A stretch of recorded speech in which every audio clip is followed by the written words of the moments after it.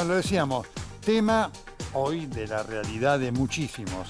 Alquileres versus sueldos.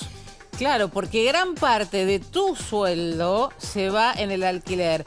Ya se va a sumar Marcelo Bonelli, está Jason con nosotros para ir viendo. Jason, sacamos la calculadora. Sí. ¿Qué pasa? Y sobre todo hay un rango etario donde se va prácticamente casi todo el sueldo en el alquiler. En los más jóvenes, el famoso índice de emancipación. ¿Cuánto de tu sueldo se lleva al alquiler? ¿Cuánto es esto en la Argentina y cuánto es en el mundo? Como para tener una referencia también. Hay un dato de estas horas, sobre todo cuánto implica esto. Sí, claro. Pero además, esto me toca de primera mano. Fui a negociar hoy el alquiler y tenés que tener tres cosas en cuenta. Mira. Una, ¿a cuánto te van a renovar?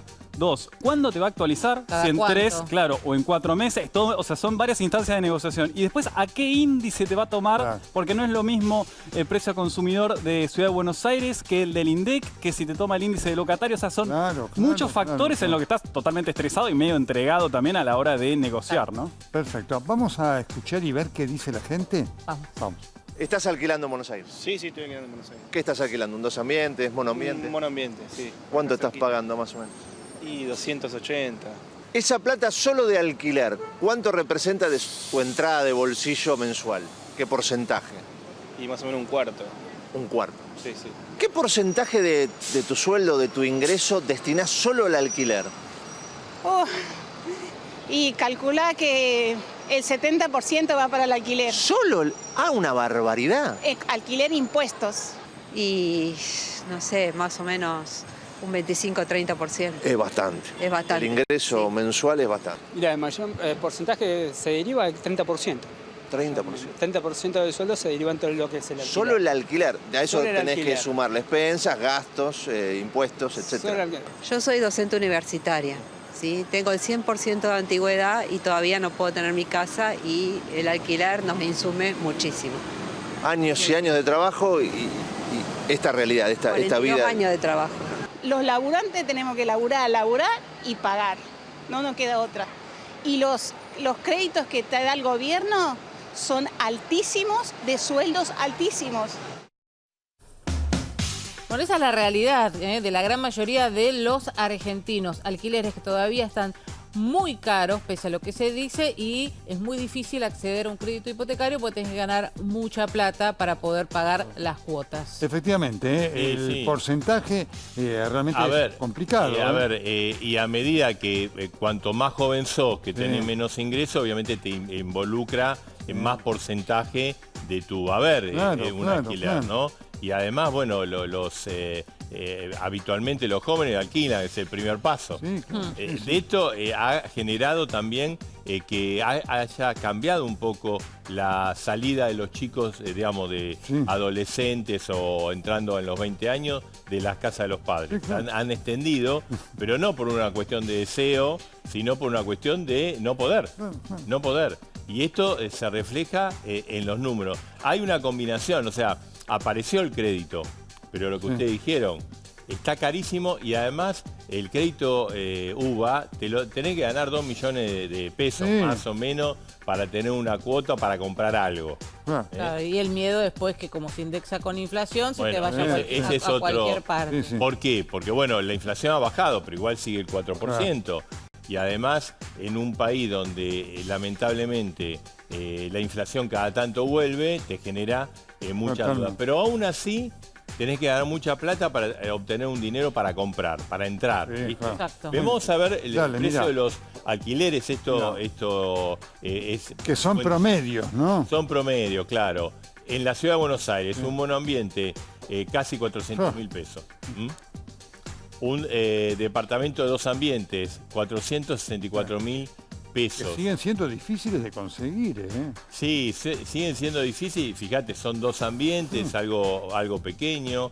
Y así también, fíjate cómo fue evolucionando el tema de los alquileres. Del 2005, claro, la prehistoria, ¿no? 800 pesos, cuando valía, ¿te acuerdas? El dólar era 3. El dólar estaba a 3 A 3. en ese momento, sí, más o menos. En el 2010, 1.300 pesos. El dólar ahí estaba tipo 8, más o menos. 2015, el dólar estaba a 14, 4.300 pesos. 2020, ahí un poco los alquileres por el tema de la pandemia también aflojaron como todo, ¿no? Pero mirá la diferencia, de Pero ¿cómo se 2020 a disparó? 2024. Claro, sí, 18.600 y ahí en 4 años, ¡pum! Explotaron. Explotaron.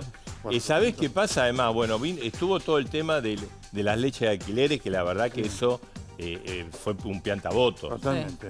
O aquel que alquilaba se cubría. Sí, claro. Viste que no podías actualizar por 2 años, por Sí, demás. sí. Entonces decía, bueno, yo renuevo, le pongo todo ahora. Tiro todo ahora. La inflación y la inflación que viene y por la duda esto. sí. Y ahí quedaron muy altos alquileres. Y ahora no han bajado. No, No, han no. bajado poco. Y además a esto hay que agregar también que no está contemplado en esto que le estamos contando en este informe, pero también subió la luz, el gas, las No, las expensas. expensas, Las no, no. expensas. Para la gente se le hace muy difícil Luz, mantener todo. Luz y gas han aumentado, bueno, depende del consumo, pero cerca de 400, 500%. Se multiplicaron muchísimo las cuentas.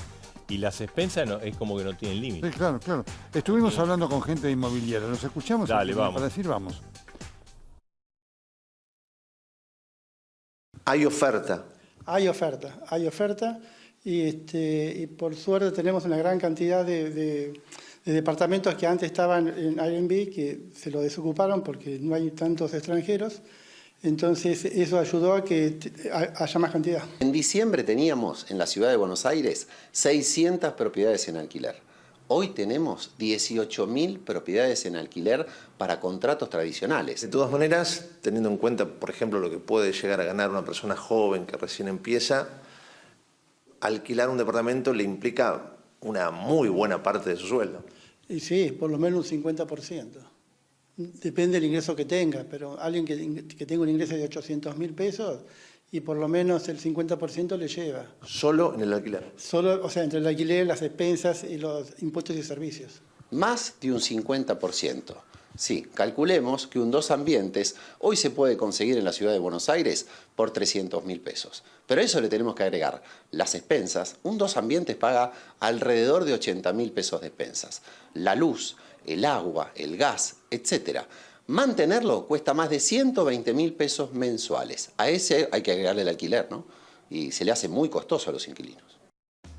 Bueno, esa es la palabra calificada de los agentes inmobiliarios, una realidad. Son los que quieren alquilar, Que ¿no? quiere- de 900 en diciembre a 18.000 ofertas de alquiler en la ciudad de Buenos Sí. Aires. Sí, es que la anulación de la ley de alquileres, que Claro. lo estableció el decreto de necesidad de urgencia, Sí. eso incentivó. Pero bueno, los precios siguen carísimos. Claro. Y acá, digamos, no quiero ser repetitivo, pero acá el problema, y está muy bien ahí el graph, sueldos versus alquiler. Sí. El problema es que los sueldos no Claro, acompañan. claro.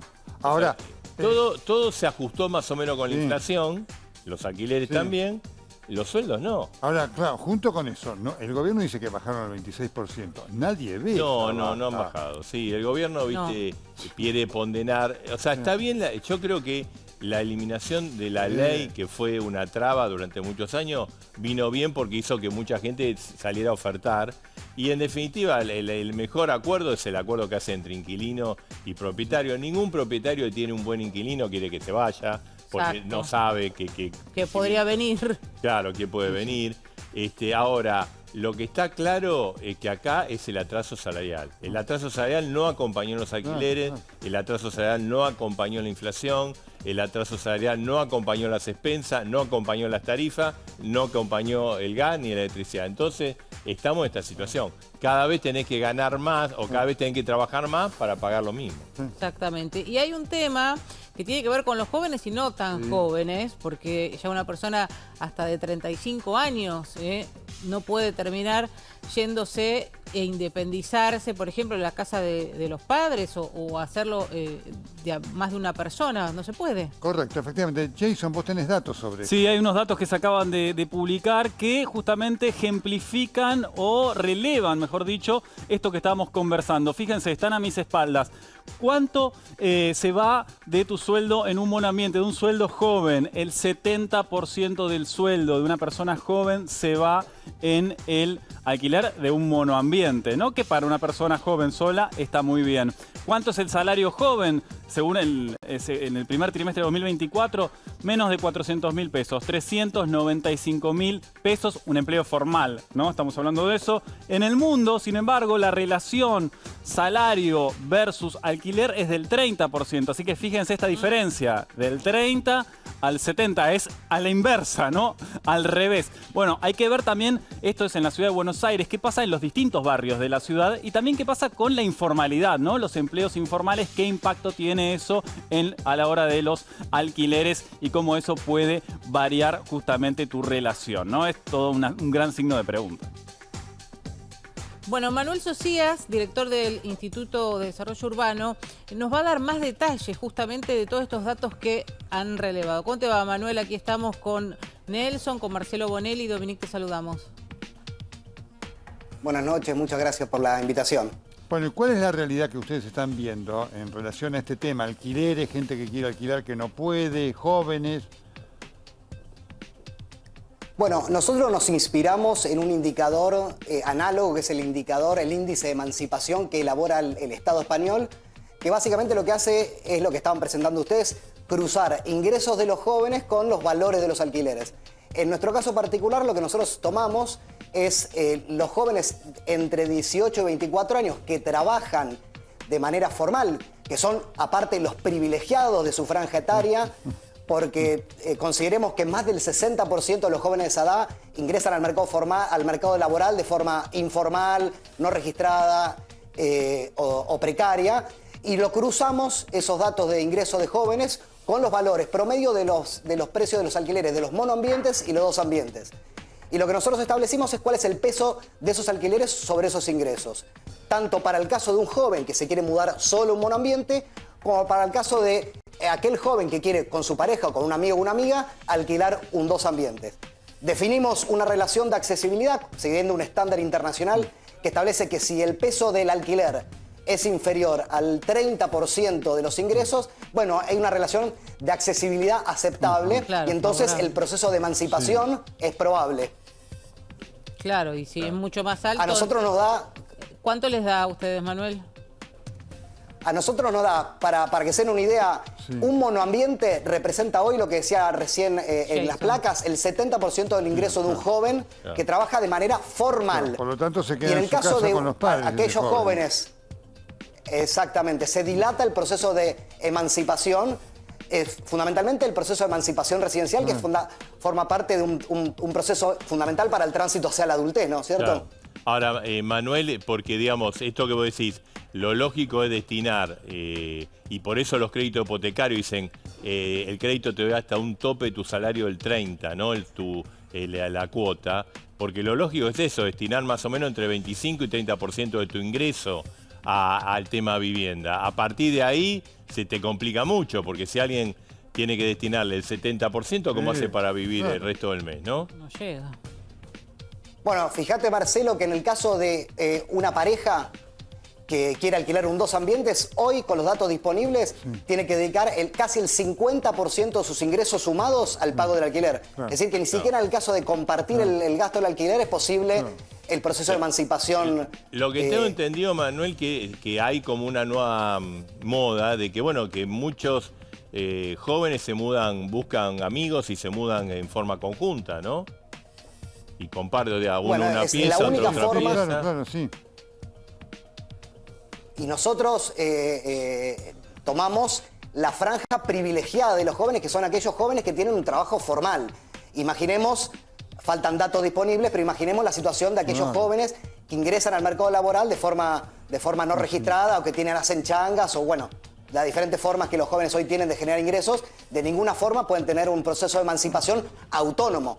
Entonces se arman esas estrategias de compartir el alquiler con varios amigos, pedirle a los padres que le paguen parte del alquiler y demás estrategias, ¿no es cierto? Manuel, ¿y pudieron medir a partir de qué edad o de qué rango etario uno se puede emancipar y estar un poco más tranquilo, por así decirlo?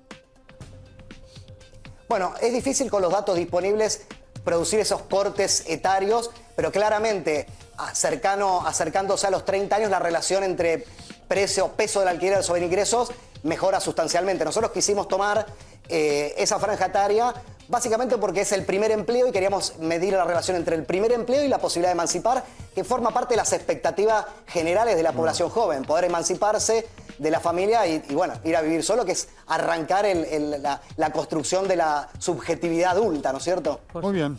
Manuel, muchísimas gracias por estos datos que forman parte de esta realidad que nos preocupa.